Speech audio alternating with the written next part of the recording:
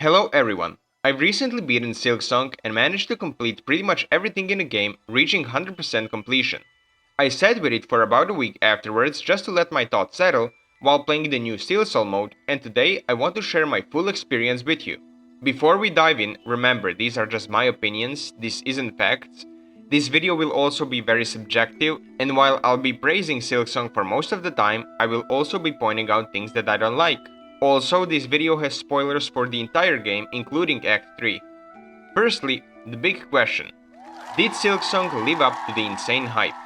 For me, yes, but in a very particular way. It was exactly what I expected, and the opinions in this video aged quite well.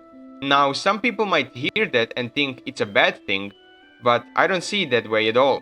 I expected a grand, beautiful game with a strong combat system, smoother movement, and lighter atmosphere compared to Hollow Knight, and that's precisely what I got. And honestly, that's a win.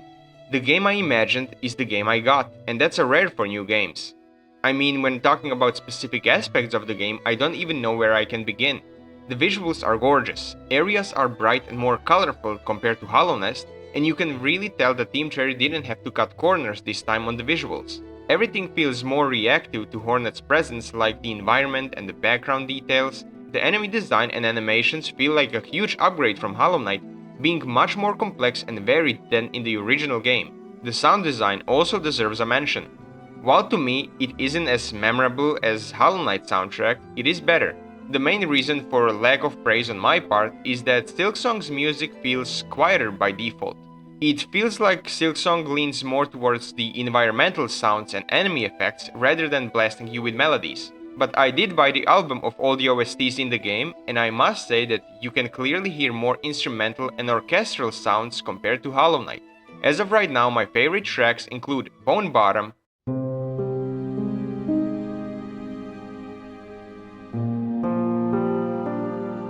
Widow,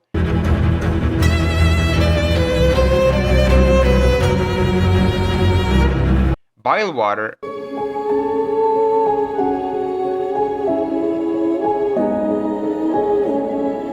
Choral Chambers,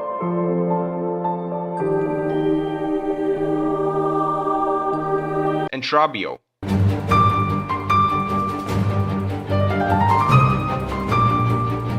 That said, I still prefer Hollow Knight soundtrack overall, but you must understand that I've sunk countless more hours into the original Hollow Knight, and nostalgia definitely plays a role in my opinion of it. But this could change in the future after I replay Silksong a few times. Now, I am quite a dumb guy when it comes to visuals and music, so I might not provide a lot of insight into those areas, aside from my own thoughts and opinions, but something I can talk about more in depth are the combat and movement. I definitely prefer playing as Hornet compared to the Knight, even when using the Wanderer's Crest, which basically mirrors the Knight's attack moveset. Hornet just feels way smoother and faster and more fluid to control. Her movement includes almost everything that the Knight had and much more. She does have the standard double jump and dash like the Knight, and the only thing that she doesn't have is the Crystal Dash. But in reality, seeing as she can move at Mach 20, it doesn't really matter. But unlike the Knight, she also has a dash in more directions, like downward. I know the Knight also has a downward dash, but he needs a charm for that. She can also use her needle as a grappling hook, and use what is basically a crystal dash but upwards, and she also has a slow fall mechanic. All of these combined make traversal extremely satisfying. Sprinting, grappling, dashing through a long room feels incredible, and the movement system allows multiple ways to approach encounters. Combat also ties into this through the crest system. While I personally leaned on the Wanderer's Crest most of the time for its speed, I did swap to other crests like the Reaper's Crest when the boss demanded more range. I didn't use red tools all that much in my first playthrough since I felt like my damage usually outpaced them, but the flexibility they provide is undeniable. The system makes it easy to tailor your playstyle to different situations. Now moving away from combat for a bit, something I really appreciate about Silksong is how logical the world feels. Like for instance, in Hollow Knight, I always wondered what do people of Dirtmount eat after the kingdom collapsed. There's no mention of hunters or living things near the town that the residents could eat. But in Silksong, for example, the Bellheart has a hunting bug that explains that all their food comes from the lake nearby, and other areas like the Bone Bottom get their food delivered to them by the carrier bugs. Also, everything that a kingdom would need is there.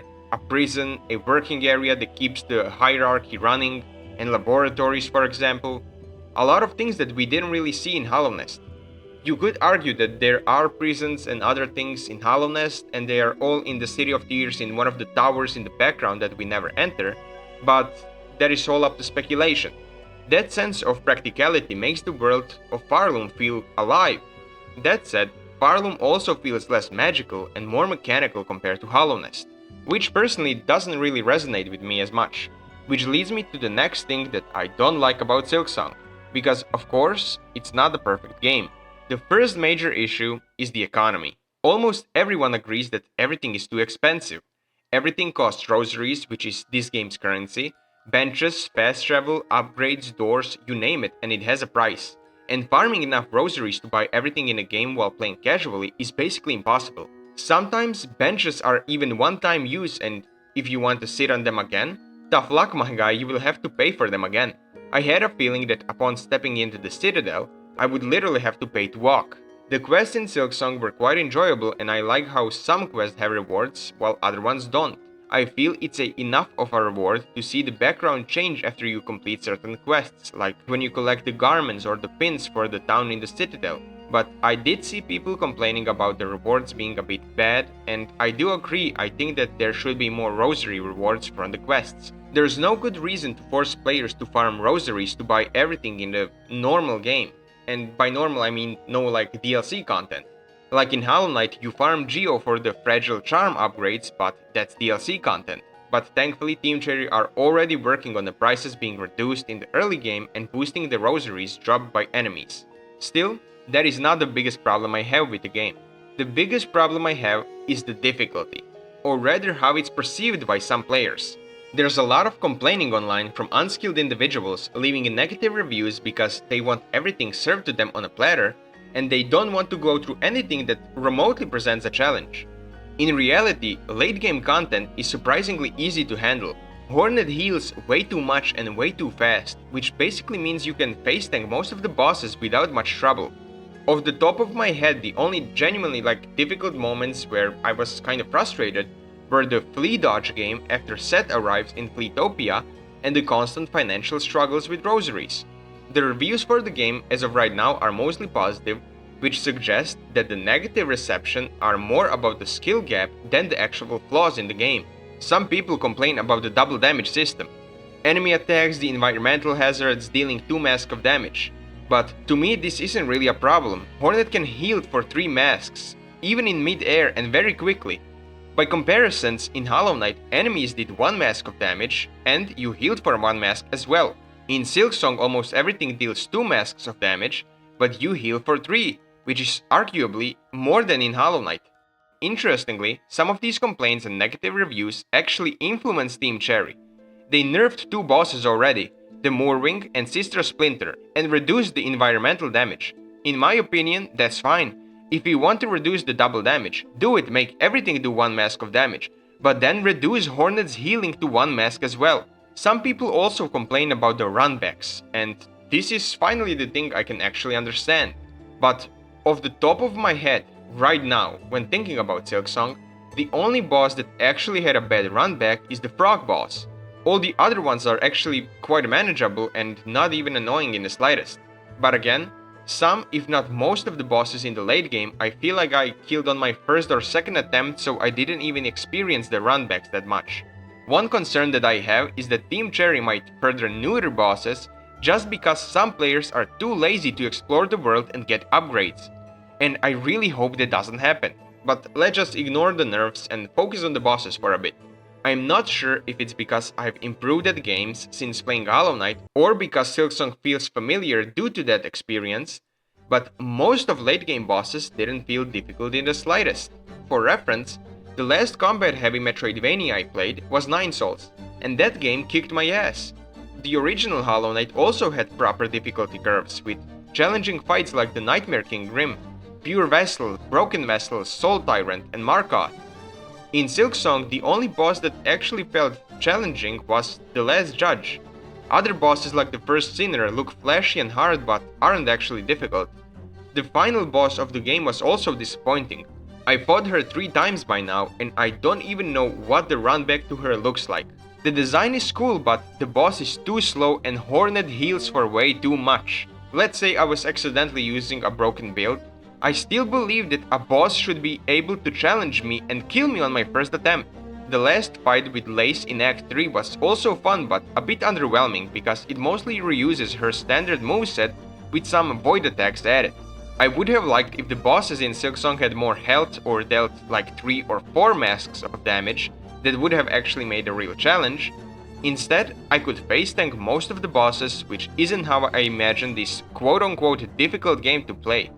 And I understand that some people might ask, what's the point of a game being hard? Well, for me personally, it's the satisfaction of overcoming difficulty. If I breeze through a boss on my first attempt, it doesn't feel like an accomplishment, and the fight becomes forgettable. Difficulty also affects immersion. If I'm going through this kingdom of Firelum, and throughout the whole journey I am expected to fight this grand being at the top, with powers to control an entire kingdom with its will, and when I get to that creature, mind you, without even being fully maxed out, and I defeat it on my first try, my immersion breaks. For example, if you have to fight 3 legendary ancient powers that ruled Firelum in the past, and I beat 2 of them on my first try, that made me feel like the stakes weren't real. When regular enemies sometimes have more complex movesets than bosses, the bosses lose impact. That said, I still have hope. Once Silksong gets a DLC, I expect challenges beyond my current experience, where overcoming difficulty will actually feel rewarding. There were some bosses that actually felt more difficult, like the double Moss Mother fight and the second fight with the Savage Beastfly, but these fights are hard because you have to manage the boss alongside with trash enemies and the environmental hazards. That setup can feel frustrating if not balanced correctly. I would have appreciated more environmental hazards in the arena or faster boss to increase the difficulty, but simply adding minions to pad the arena feels like lazy design. But even setting difficulty aside, there's another issue I had with bosses in Silksong. The rewards. Most bosses don't drop anything, they're simply progression gates. In Hollow Knight by comparisons, beating a boss often gave you a chest full of Geo, which at least felt like a tangible reward. I don't think that tossing rosaries at the player would be the right solution here, but instead I'd prefer something more meaningful. For example, after every boss fight, the bosses could leave behind a remnant, and if you play your needle near it, you'll receive a short piece of lore. It doesn't even have to be useful, but it would make each fight feel more significant, and it would give players something to look forward after beating the boss beyond just progression. Okay, so this is basically where the video was supposed to end about a week ago, but I actually decided to finish the entire Steel Soul playthrough that I played only using the Hunter Crest and using the tools, and now that I have done both, I can proudly say that I'm happy that I didn't use tools on my normal playthrough because farming bone shards is annoying, and in Steel Soul you have an item that gives you the bone shards. And also, the tools do way more damage than the nail. I lied. The nail didn't outpace the tools, I just didn't know how to use the tools properly. For some bosses, I didn't even see them stagger once. I killed them so fast with tools. So my point is that the game is even easier with tools. But I will also say that the Wanderer's Crest is fundamentally broken compared to, let's say, like the Hunter's Crest, because even though the Hunter's Crest has like higher range and you can get like the higher damage attacks if you don't get hit, the pure attack speed and the soul you gain from the Wanderer's Crest is just unmatched. I know that this video might sound like I'm hating on Silksong, but honestly I love the game. At the time of recording this, I already put more than 70 hours into the game, and I genuinely think it deserves an award. My main issue is really just that it feels too easy. But aside from that, everything else from the visuals to music to movement to combat mechanics feel incredible, and this game will definitely remain one of my favorites. I'm also currently uploading my full first playthrough of the game, and it'll take a while, more than a month for me because I have a very slow internet, but soon you'll be able to see exactly where I struggled and which bosses I completely bullied on my first attempt. And of course, after this, I probably won't be uploading these kinds of videos, so expect more like lore and tier videos about Silksong in the future. For now though, I really appreciate you watching. If you think my opinion on difficulty is nonsense, let me know in the comments why. And if you enjoyed the video, consider leaving a like and subscribing. But for now, thank you for watching and goodbye.